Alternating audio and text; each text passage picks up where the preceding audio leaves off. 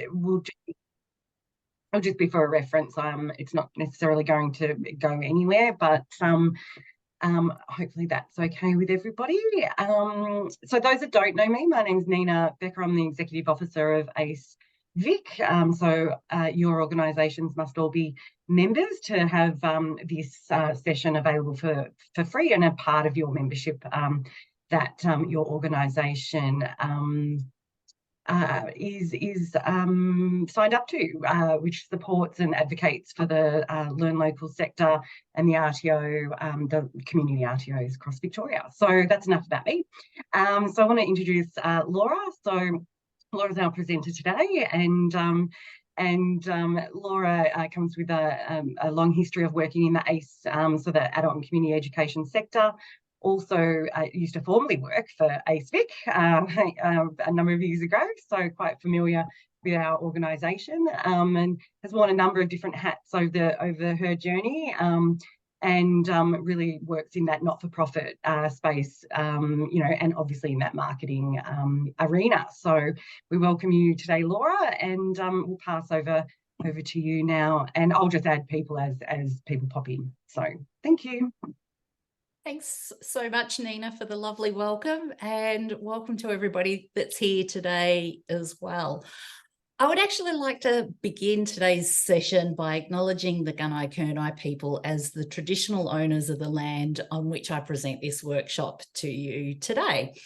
And I extend that respects to any elders past, present and emerging. And I'd warmly like to welcome any Aboriginal or Torres Strait Islander people we have here today. So what I would love for you to do, I'm going to be popping things in the chat, and Nina's going to be popping in a document there that we're going to be using today. But first of all, I'd love for you to just pop in your name and the organisation that you are from in the chat. And as we go through this presentation today, if you've got any questions, I'll make sure that I give some time at the end, but we'll also have some little breaks where you can ask questions as well. So no question is silly, because as we go through, you might think, okay, yes, it can prompt some thinking with that as well. So over the next hour, I'm going to be sharing with you some of the top tips for gaining your marketing mojo. And as we head to the end of the year, we might all be doing a little dance, but we might also be going, oh my goodness, are we there yet? And one of the things that I love to do at this time of year is to actually take the time to also review our marketing, the things that have happened throughout the year. And we're also going to be starting to think about what we can potentially do in 2024. So this is a really practical workshop. And so Nina's put that document in there. We're going to be working through some of that today as well, because I want you to be able to walk away from today going, okay, right, this is where I'm at with my marketing, and potentially this is where I need to go as well. And a little disclaimer, like, it is really quite big, the whole area of marketing, from brand awareness to making connections, to social media. There are so many different things that we can do with our marketing. So I'm going to touch on a few of those little things, but pretty much with marketing, even though we're all in the same sector here today, your marketing may look very different to what somebody else here in the session will be today. And that will all be because of your ideal target audience, or the people that you're trying to draw into your organisation as well. So a little bit about me to start off with as well. And Nina kindly said that I've worn many hats over the years. And I have worked in not-for-profits, namely with Community College Gippsland, down here from where I'm in, Warrigal in Gippsland, and I've had 20 odd years experience in management and running a fairly large organisation and doing a lot of business development and training in that particular space. And it was in 2019 I decided to take the leap and start my own business, the Inspired Hive, because I knew that there was a need to help people with their marketing, because I'm guessing that you're probably all wearing many different hats, from HR, finance, and then marketing's probably a part of it as well. And so I'm here to pretty much help people like you, and I do that all over Australia, helping lots of not-for-profits, but certainly my heart is very deep in the adult community education space. So my passion really lies in being creative, and I'm able to couple that with my training background, where I run a marketing agency where we mentor, provide marketing strategies and implementation for marketing. So I'm also a mum of 2 teenage boys. So that's a little bit about me as well. Has anybody heard of Simon Sinek? Hand up. Oh, We've got a few nods. Yeah. Yes. Yeah. So yeah, he's a English-born American author and an inspirational speaker and a business leader. And if you haven't read his book, which is called Start With Your Why, I've got it here now. It's certainly one that I recommend reading for everybody as well. And it's a really good reminder about thinking about our why. Why do we work within the sector?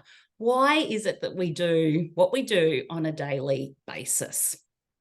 And I would love, does anybody want to share an example with me of why you do what you do? Feel free to pop it in the chat. But I'm imagining. Laura. Yes. That's a good question. I ask myself daily. From a good place or from a place of what am I doing? It's mixed. It's mixed. And certainly we do ride that roller coaster, absolutely as well. So I would encourage you to think about some of those good days where you know that you're making, and I can guarantee that you'll be making a difference to somebody's life. And whether that is to get back into education, whether that's to be back in socializing, being in the community, I'm sure you would say some of those things as well. So with our marketing, this particular quote is just a great reminder of that, because we want to try to remember those really good bits of why we do what we do. And because when we start doing that, that passion for what we do will start to automatically flow through in our marketing and in our branding.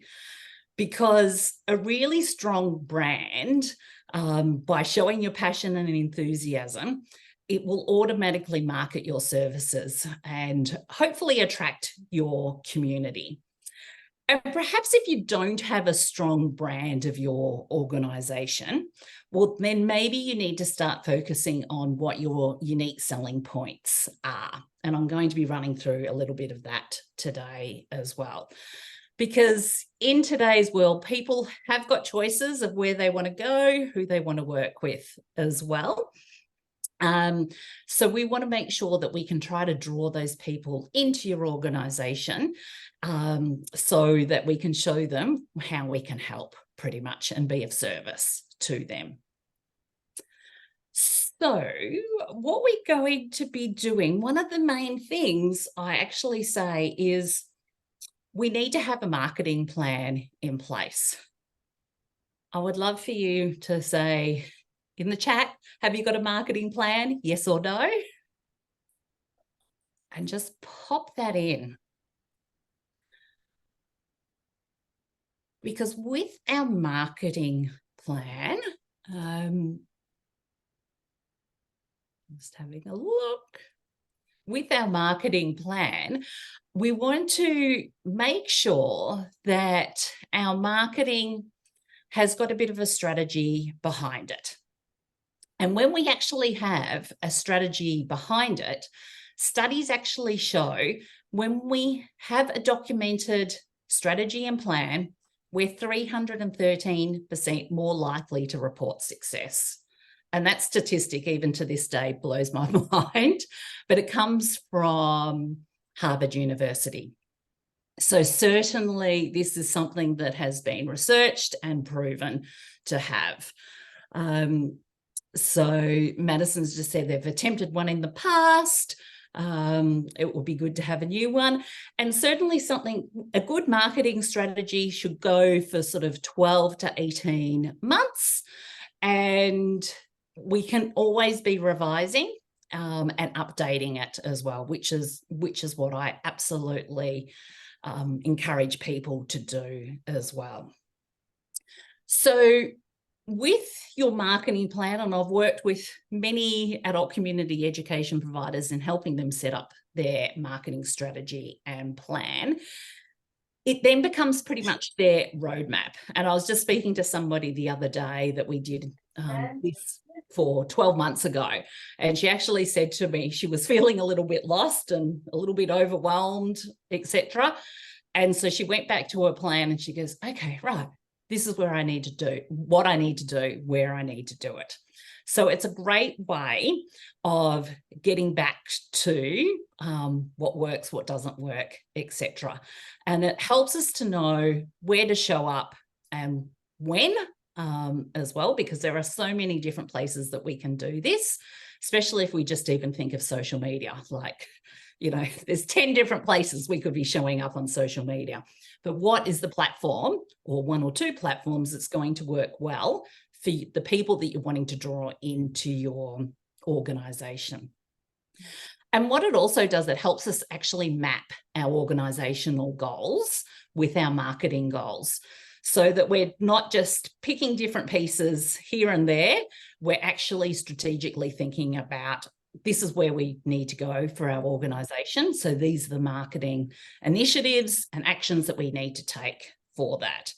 And hopefully it is going to lead to your brand being more visible and more people coming into your organization, because I'm sure that everybody wants to be able to do that.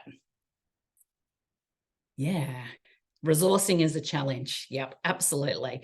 And you wouldn't be the first one to tell me that, because, yeah, you're certainly wearing lots of different hats. So with that, I would actually say you need to ensure that the time that you're going to be spending, are you going to be spending 2 hours per week, 5 hours per week? What is the time period that you can dedicate towards your marketing? And then what are those initiatives that's going to give you the greatest impact? Because certainly there are some things that you may be doing that's not going to give you the greatest impact as well. So that's really important to think about as well. And always have a plan to start with, and then to start marketing by reacting and not sticking with it. You've got the best laid plans, Donna, by the sounds of it, but then perhaps other things come into play. Yep. And certainly I acknowledge that as well, because that's our reality. But it can be something that we can go back to as well at the same time. So one of the things that I encourage people to do, to think about, if you're feeling a bit flat, when you start thinking about your marketing, I really encourage you to think about your strengths. So what are the things that your organization absolutely love doing?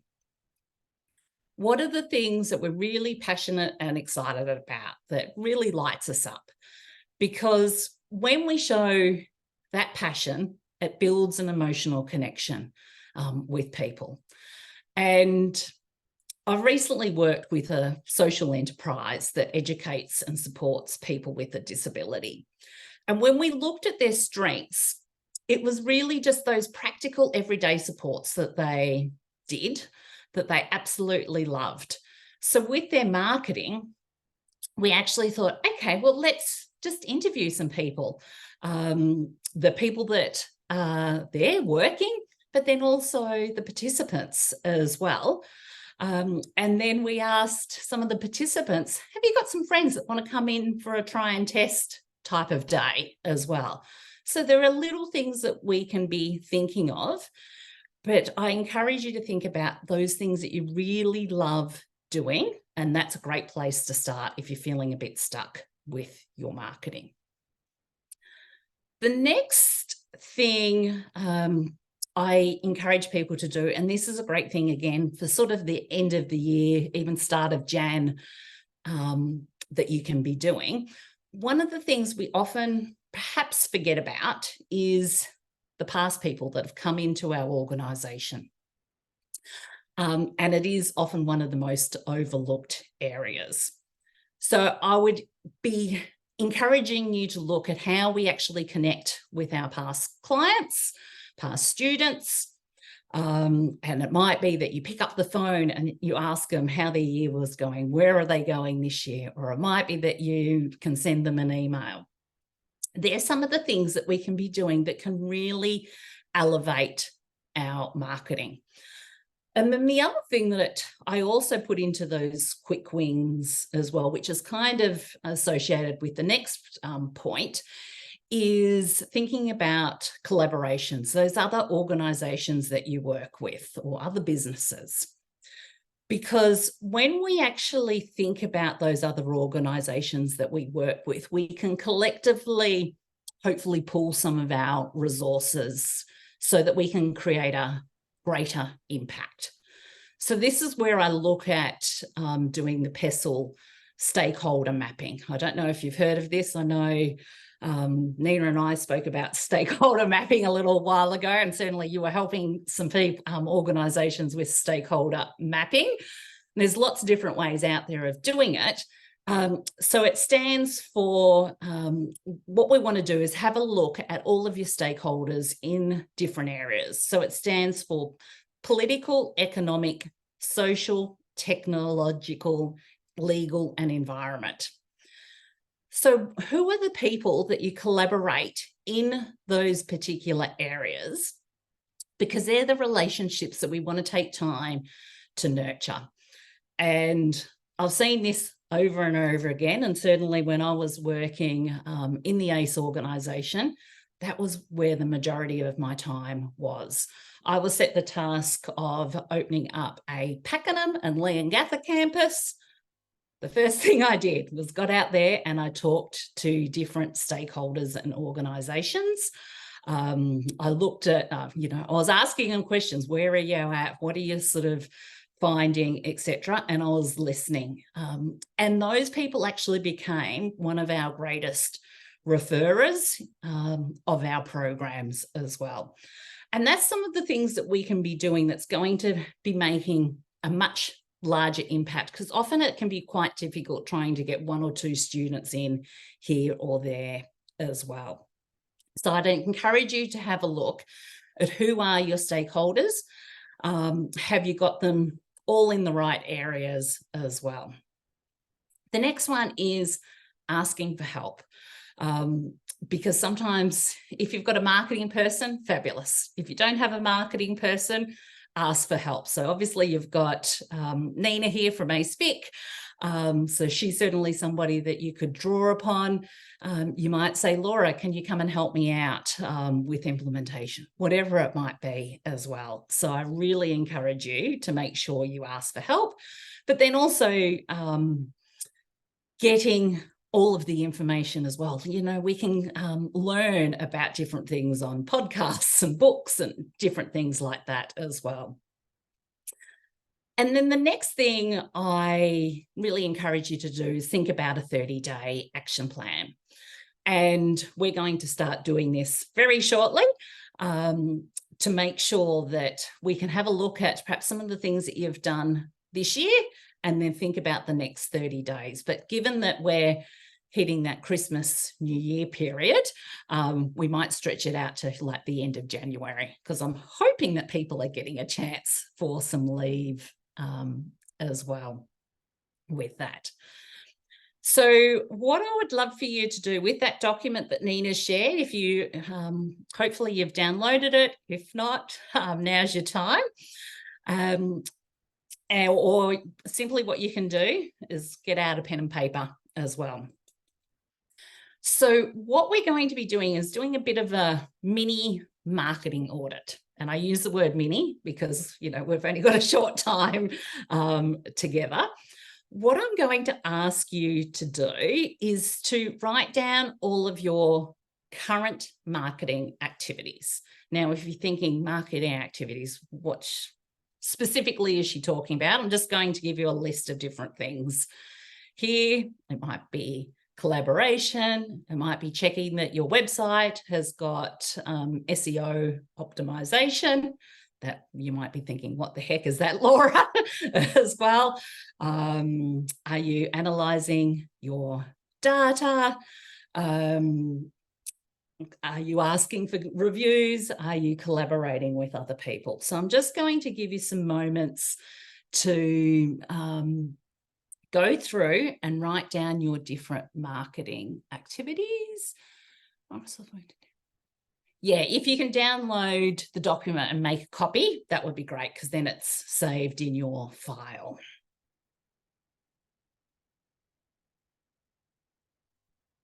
Excellent, Robin. Yes, post-engagement. Oh, that makes me very happy. So I'll give you a couple of moments, and that post-engagement is really important because we don't want to just post and ghost, is what I call it. So engagement is really important as well.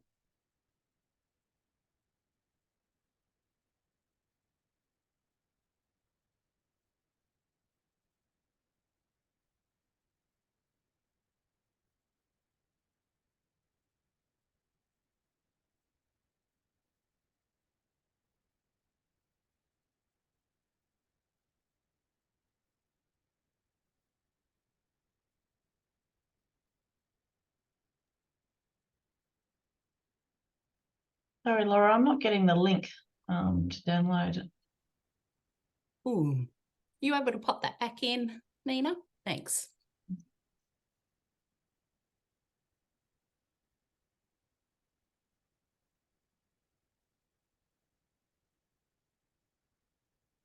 If you haven't got the link yet, just pen and paper, writing down the list of different activities. Thanks, Nina. Thank you.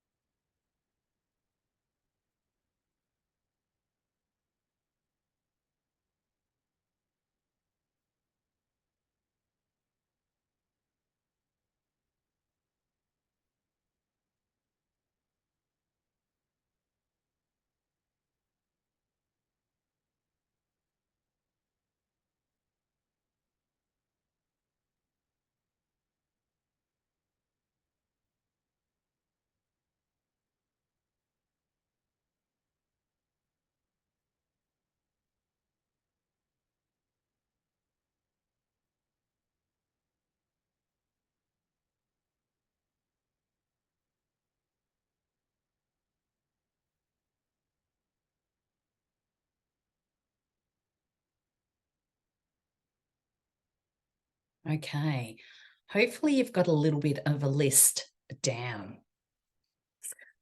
And so now what we want to do with that list, there's some columns. There's a keep, revise, and ditch column. And then further down, there's new ideas as well.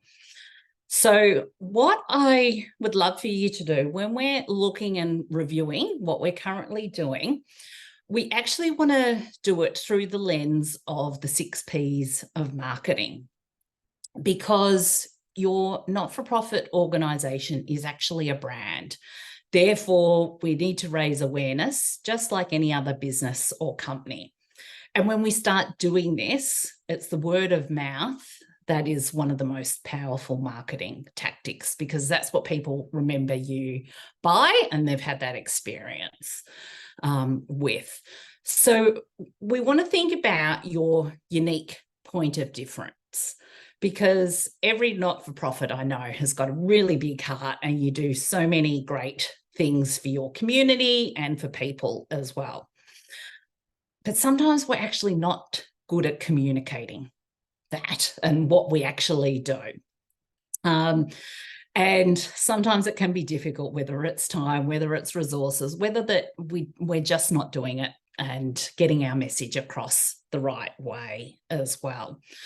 So what we actually want to think about with those particular activities are those particular activities being of service to our product or service. So are we helping people solve a problem in a new way? Is it that perhaps there's a service out there that's not being offered, or is there something that we can do differently? How can we stand out from the crowd? Is it perhaps the place that we actually offer our products and services? Is it that you're somewhere that's quite remote and rural, and that you perhaps offer an outreach service? Or perhaps is it the environment that people come into in your actual centre as well, or house? Is it a really sort of special location? Or is it that you're there helping other people as well, and working with some of your partners?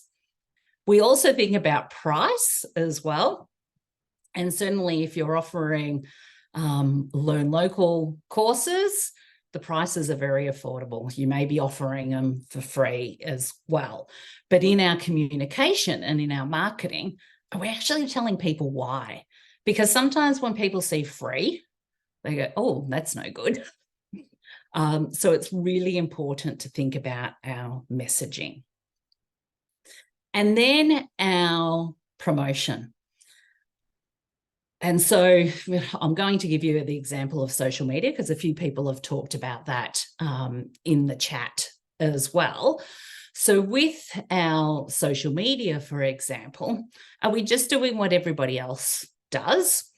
Or are we actually having content that's really engaging, that's crafting our message, that gives people a bit of a sneak peek of what actually happens when people join programs as well?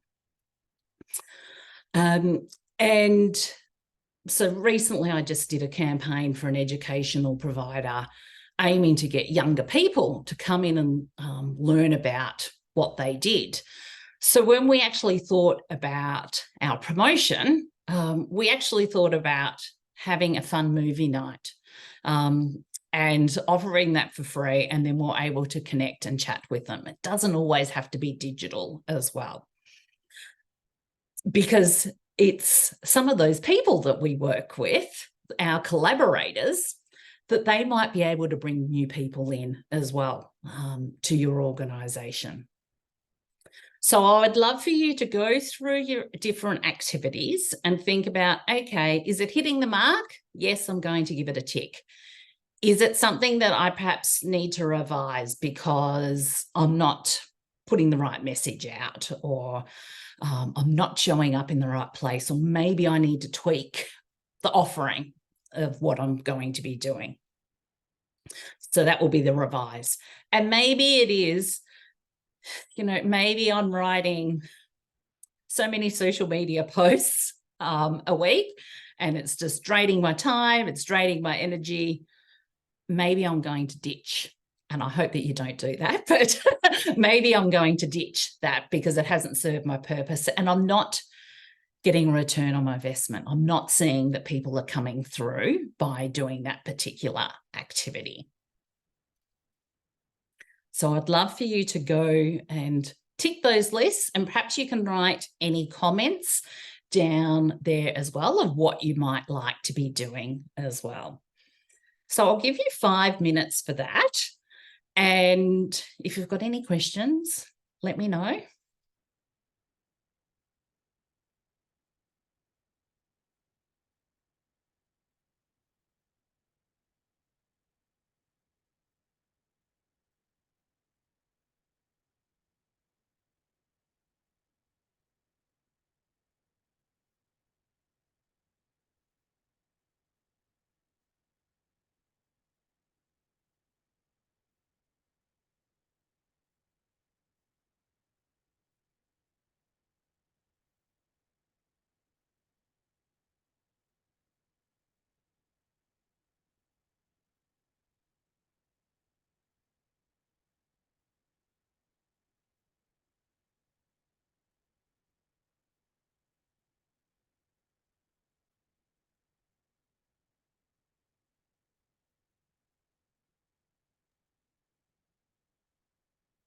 Laura, we've got a question from Donna.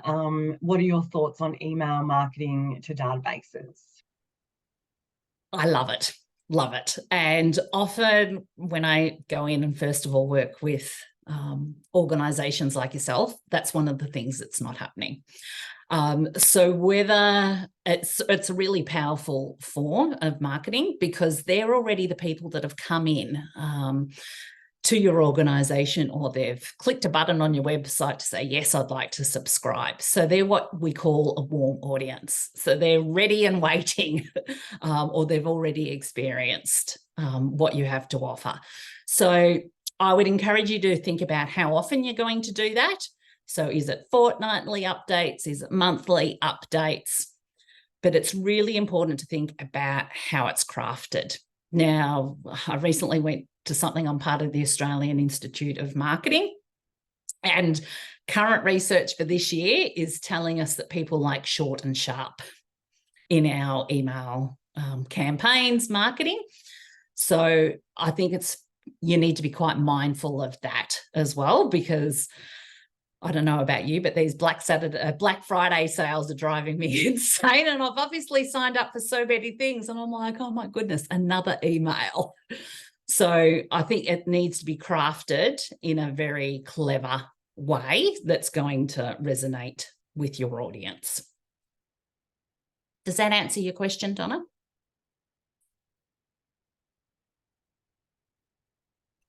Yes, it does. Yeah. And I suppose the other thing is, I get different advice on how often, Yes. fortnightly, monthly, every term. Yes. Yeah. And look, the ideal in the world of marketing, the probably answer is fortnightly, but I absolutely get that time is precious. I would be encouraging monthly, and even it doesn't have to be long. I think that's one of the things people get stuck on. They think, I need to do it every month. It might be that you just share a happy story of something that's happened this month, and then send people to your website, send people to your socials. And so one of the things that I also encourage, if you're going to be sending them, send them on a regular basis. So I send my emails out every Tuesday, fortnightly. That's what people expect. I don't jump into their emails any other time, because that's just annoying, pretty much. So try to stick to that time, because then people will become used to, and they'll start expecting it as well. But also just think of, your time and resources, what is possible. Yeah, and then also scheduling, there might be like this time of the year, as you get to sort of October and everything's happening, when you go, okay, well, I'm going to create the next 3 months and just schedule them so they know they're going to happen. Yeah, absolutely. And the same for social media as well. Like, I've scheduled a lot of my clients through to the end of January. Yes, we'll certainly pop in there with things that are happening right then and there. But just for consistency, we've got our messaging happening for the next couple of months. Laura, is MailChimp the best one for that sort of thing, or? Yep. So it depends on where your website is hosted and what type of platform you are on. WordPress. Okay. Yep. So WordPress don't do email marketing. So yes, MailChimp is probably one of the easiest ones to use. And it's free up to about 1,000 subscribers as well. But then anything beyond that, you've got to pay, and it just goes up a sort of sliding scale as such. If you're on a Wix website, they've got email marketing within it, and I love it. A lot of my clients are on that. So yeah, we're about to, Oh, they're upping their prices. Yes. Oh, that's painful. I would also say, and I can't think of their name. That's really, really bad. The IT company based in Melbourne that helps not-for-profits, they often offer discounted prices for things like going certain website platforms, email marketing. Social Planet? No. So if you were to start, Connecting up, thank you. was it? Connecting up. Oh, connecting up, yeah. So if you were to start a new website, would Yes. you jump straight to Wix? Is that Uh, what you're yeah, saying? that I would absolutely recommend it. WordPress is you're on WordPress at the moment. Mm. Yep. It's becoming more and more clunky. You have to keep updating plugins. And some of the plugins, they don't update. And I've had some clients that their whole website's gone down because of a damn plugin. Wix, it's all in one. Squarespace as well is pretty good for as far as all in one type of system as well. But yeah, more and more with my clients, we're moving away from WordPress. Yeah.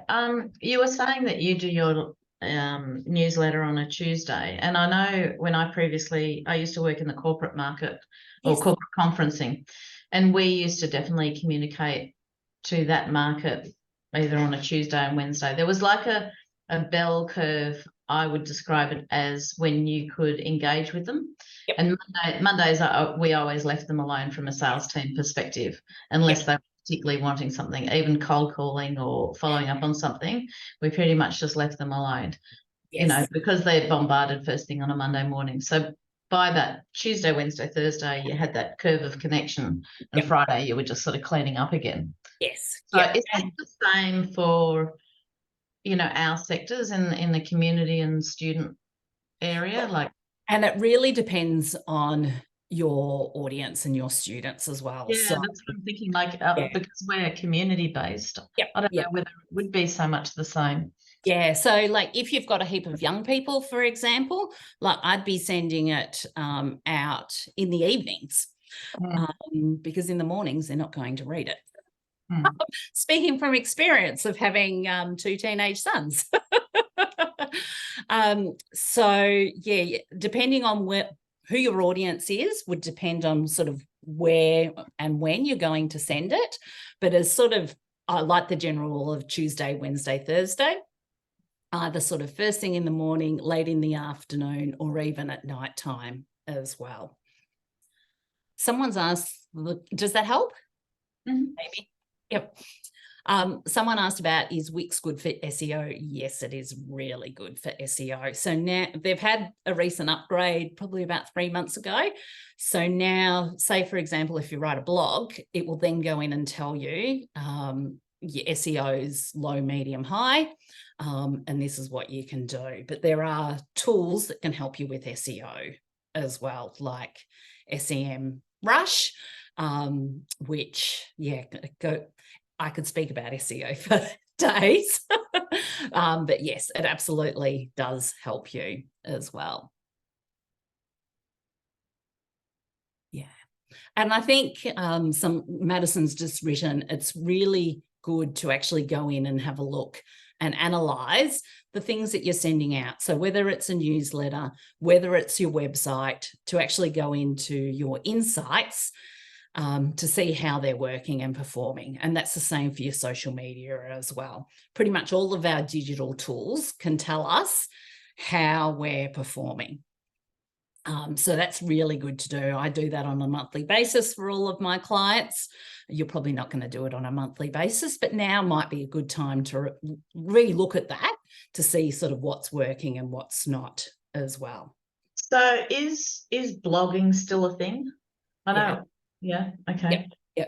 Depending again on your audience, but for not-for-profits, blogging to try to get funders, for example, that could be a prime example of having a really powerful blog post that's very rich in SEO that's going to attract some of those people. So, yeah, as Nina might blog about, we were just talking about that earlier, she might be blogging about things that's going to help your members. Yeah, so it will really depend on your audience again. So the next thing that we're going to be doing is actually having a look, what are some of those other things maybe that you can be doing? Because maybe it's time to stretch yourself a little bit as well. So when we come back to that list of marketing activities, this is where you can jot it down underneath to think about, what are the other things I'm going to do? And it might not be in the next 30 to 60 days, but it might be, next year as well.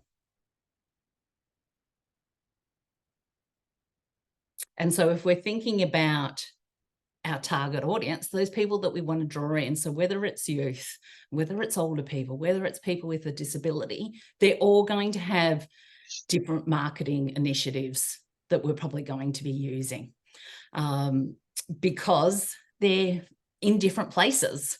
And so we need to be able to connect with them. So, youth, I just used the example before of a movie night. But if it's people with a disability, that's where we would be using our partners and our stakeholders by having conversations with them to see if we can bring in groups, for example, as well.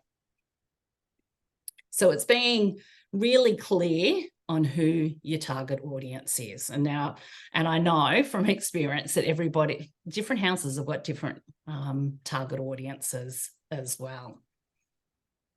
So hopefully you've had a chance to write down some of your new marketing initiatives. So then what we're going to do, and this is where I really start going, right, we're going to really get into it. We're going to be thinking about our 30-day action plan. So what is it that we're going to commit to? And just because we've got Christmas, New Year, till the end of January. What are some of those actions? Is it that we're going to make sure that we post on Facebook or on YouTube or even X, which used to be Twitter? And we're going to do that X amount of times per week. So be really quite specific. Newsletters. Okay, right. Well, are we going to commit to doing it once a term, once a month? What is it?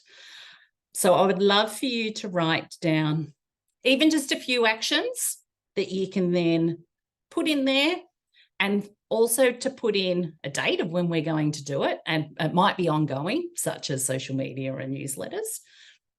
But then who is also going to do it? Is it somebody within your organisation? Is it somebody externally that you're going to bring in to do that for you? And then what we can do at the end of this 30 days is to go back, and where I've got that status is, okay, did we do it? Did we not do it? And then we can sort of start analysing that as well.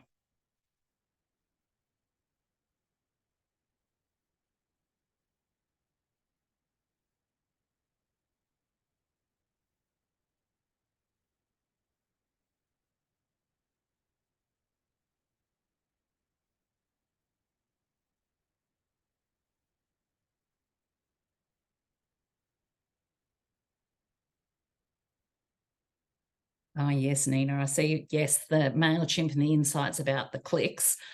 I've just learned something a couple of weeks ago with people clicking on those links. If they're a Mac user, there's a special security in Mac that when somebody opens that email, it automatically says that they've opened all the links. Yes. So the data that it's giving you is not true and correct. And I'm like, oh. So just keep that in the back of your mind if they're a Mac user. Because I had one person that was a Mac user and she was opening up all of the links every time. And then I was talking to her and she says, no. So with anything, there's always things that move and evolve and, change.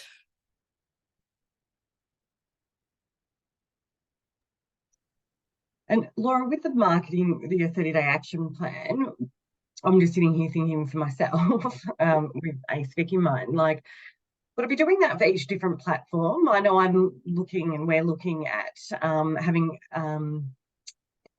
different slant on what is posted within, say, LinkedIn, for example, and what's on Facebook. So, yeah. Yep.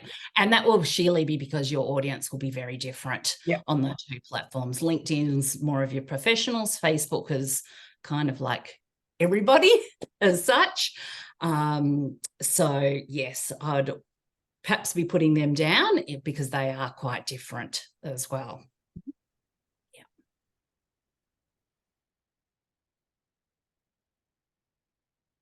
And again, like with social media, it's knowing who the people are that you want to draw into your organisation and where they hang out, because youth are very different to people over 40. And then even people over 60 or 50 even are quite different as well. So it's really important to understand the demographics of our target audience.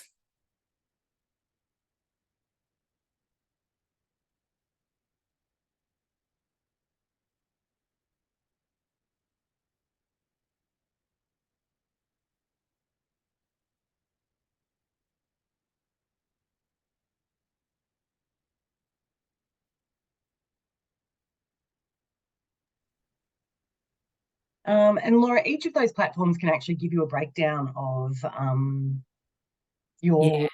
Yeah. Yes, yeah. Depending on how many followers you have, if you're, say for Facebook, for example, if you're under 100, it won't give you those insights.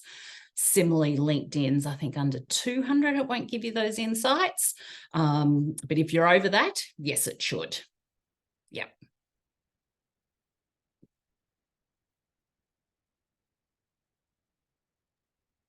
So Laura, if you're stretched, yep, what are the sort of the four main medias that we should be, or social media? well, not social media, just yep, generally marketing. What should our four core activities be? So my question would website, right? Yep. We had at one stage our Facebook feed go onto our website, and we had our Instagram feeding into our Facebook. So it was just managing that feed. And at the moment, because we haven't got capacity with the socials, we've turned that off, sort of full stop. Yep. That's what I see as the easiest to activate. But should I be prioritizing a different sort of thing? Like I've got a database that I've collected of probably over 2,000 names, and it's yet to be sorted, and it's probably largely duplicated, and some will be out of date. Yep. But ideally, I'd love to, start a MailChimp at some stage, but we're just not getting there with that. So I'm just where would you go between say those two? So who are the people that you want? Or just in an ideal world, if we were starting from scratch, what would the, without listing everything, because marketing's endless. Yes, absolutely. And if you've got a list of 2,000 people, that is fantastic. Okay. I would start with that first. Mm-hmm. Because that's a really large number, and not knowing what your social media following is, but is it lower than 2,000? It was pretty good at the time when we were active. I think I got it to about, I can't remember, about 700 to 900, something like that. Okay. Yep. So that's pretty good too. Mm-hmm. For the first thing I'd be doing, if in the next 30 days, sorting out that mail list and activating that to send that out to the 2,000 people, because that would probably be more powerful than socials. Then I would be thinking about doing socials next, but maybe you just mentioned Facebook and Instagram. Schedule across both of the platforms. That's not the ideal, but if that's all your time can manage, absolutely. And it might be just once a week. Because that's where, like during COVID, that's where it was quite okay to dedicate half a day, schedule in advance, it would just go. And we weren't doing socials probably in the way that it should be, in as far as it was one-way traffic from us with an automated response going to anybody that came back to us saying, call us, email, website. And that's all you could manage as well. But I would definitely start with that database first. That would be a good starting point. So just with what's next as well. When we do think about every organisation, even I would encourage you to, if you've got some time over this Christmas, New Year period, think about creating a sustainable marketing plan that's going to set you up for success, so that you can put down, okay, these are all of the different things that I'm going to be doing, and these are the resources that I'm going to need. So is it time, is it budget, etc. So you've got at least a bit of an idea with that. So yes, yeah, thanks, Lauren. Yes, you can push your MailChimp EDM out to Facebook. And also the other thing, like if you are creating that campaign, you might be able to break up that campaign into 5 or 6 different social media posts as well. That's the other sort of, I call that clever content marketing, because yeah, we've got limited time with all of that. So once we've got that sort of marketing plan set up, you'll get that knack for working on your organisation, but you'll also be able to track your goals as well at the same time. To, if we did this activity again this time next year, we go yes, no, keep, revise or ditch as well, so that you'll sort of start feeling quite supported, and you'll start feeling quite capable and connected with that.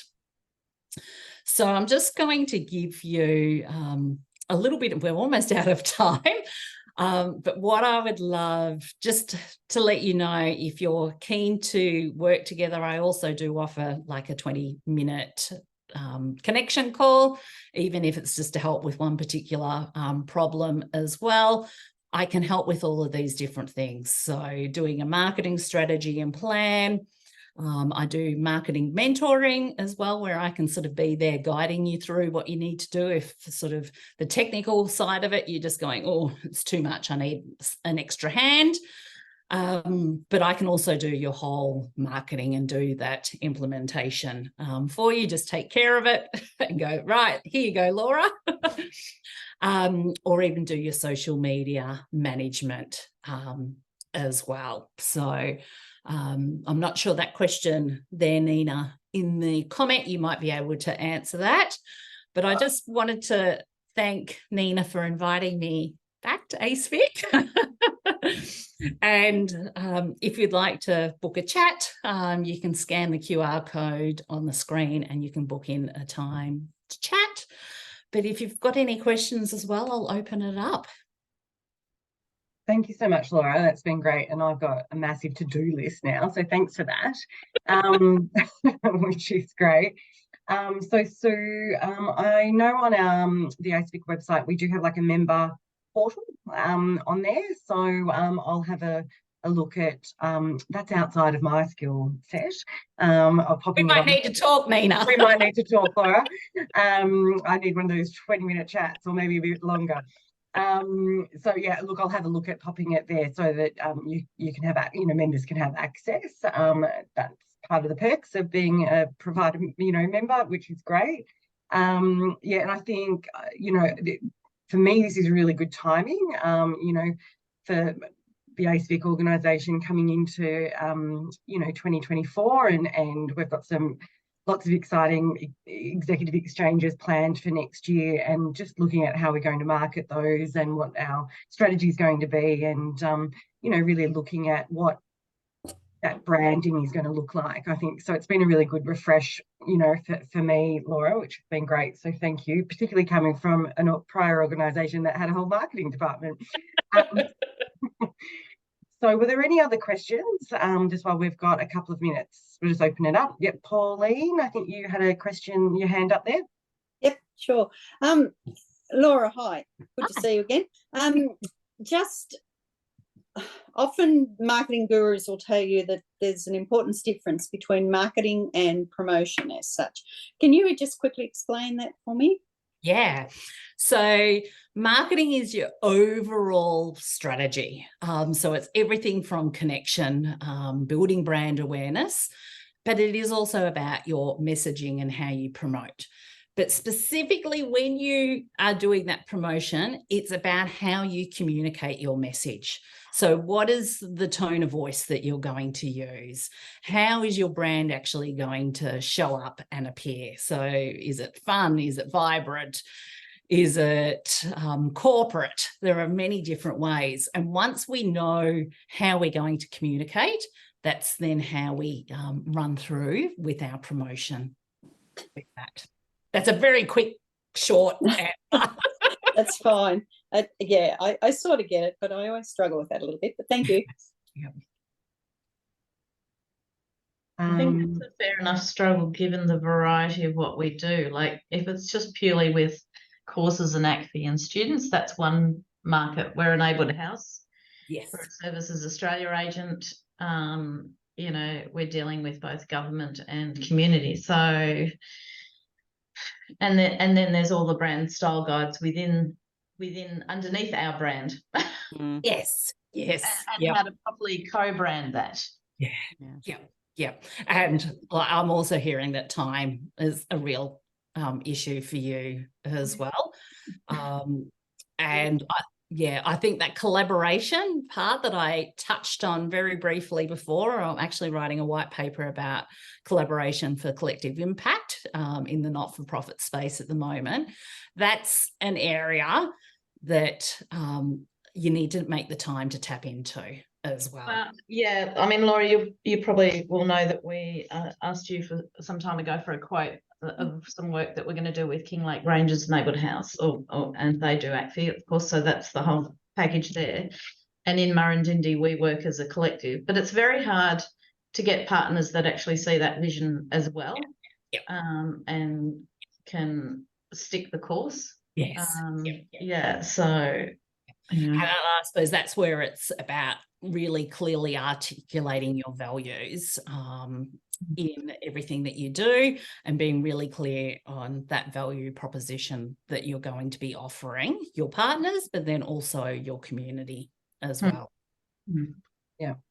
And I find when I try and work collaboratively with larger organisations, and I'll say TASE, for instance, we are merely the pimple on the hippopotamus, and they just don't see the value of the partnership.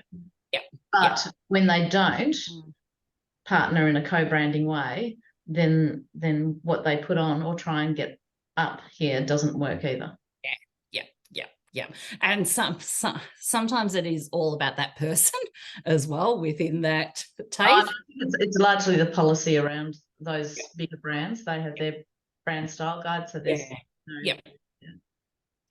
and Nina's probably got something to say about that too from a head organisation point of view.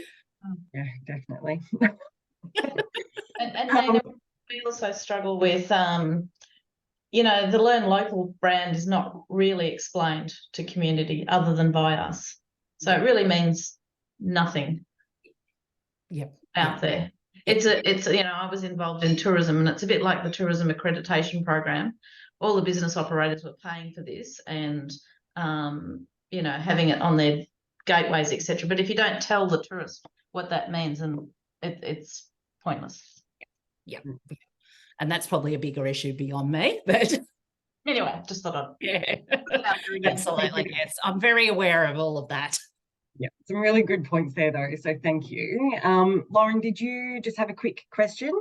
You had your hand up before. Oh, yeah, sorry. It was actually, I think, on what Pauline said. I was always curious where you saw communications and marketing. Is marketing like a subset of communications? Because now they change how they, I guess, title these things in terms of qualifications. So I was just curious about your take on it. Sorry, I know that's kind of a more broad question rather than I actually think communication is a part of marketing. Okay, that's how I see it too. But it's kind of reversed now. For a lot of people, they see comms as top, and I go, but the whole point of it is marketing. That's what it's for. It all has a marketing purpose. And I'd even sometimes not even use the word marketing. I'd say it's about brand recognition, brand awareness as well, and being known in your community. So terminology, sometimes we can get a little bit lost in that too. No, that's interesting to know. Thank you very much. Pleasure. Thanks.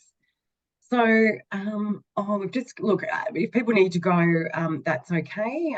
Someone maybe had their hand up, Jessica, or maybe Jessica. Yep, Yeah, Jess, sorry, yep. that was me. Do we have time? Yeah. Yep, happy yep. to stay. If you want to stay on, yeah. If anyone else needed to leave, that's okay. But you're very welcome just to stay for an extra couple of minutes. Okay, sorry. Hi Laura. Just super quickly, I was wondering, obviously a lot of neighborhood houses and community houses have different streams. So for instance, we have the RTO, we have Learn Local, we have just community, we have a childcare house. And so when it comes to marketing, do you suggest that it's okay to just market some streams of the business on particular platforms and leave it alone on others? Like, I find it difficult to kind of know where to show up for what, or do I just do it Yeah. on everything, And that would be where I'd be asking the question, is there, with any of those certain streams, do you need more people into those streams? Or do you need extra funding? Do you need extra awareness maybe for 6 months down the track? And so if the answer is yes, we need more people, that's yes, you'd be showing up about that. But I would also recommend every month, even in your social media sort of strategy, is just saying about what you do, all of the different streams, because it might be somebody that goes, oh, yes, okay, I don't necessarily need that now, but I can see the suite of services that you offer. So I would put that maybe just once a month. You pop in and say, yes, we do X, Y, and Z. But say, for example, like if your childcare is full to capacity and you've got a big waiting list, I wouldn't be popping it on socials all of the time, because that's probably not going to serve the purpose of getting people in on an ongoing basis, especially if you've got a waiting list, you've got people there ready to go.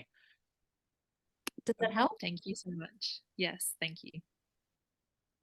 All right, so I just want to thank everyone for their time again today. So this was sort of the end of the year executive exchange, and as I was saying, I think we've got 9 that are roughly planned out for next year, which is great. With like we had Laura as our expert today, coming in next year, touching on a number of different topics, including employment law, looking at that, and all the way through to writing awards, which is quite timely with the Learn Local Awards this Friday. So so keep your eye out for that. Hopefully a communication or marketing will go out later in this year, but so that you've got a heads up, you can book in prior to perhaps taking some leave in late December and January. So yeah, I really just wanted to say thank you again for your time today, and enjoy the rest of your Tuesday. Hopefully the sun will pop through those clouds, the metro area anyway, shortly. So thank you again, and Laura, thank you so much for your time today. Thanks, everyone.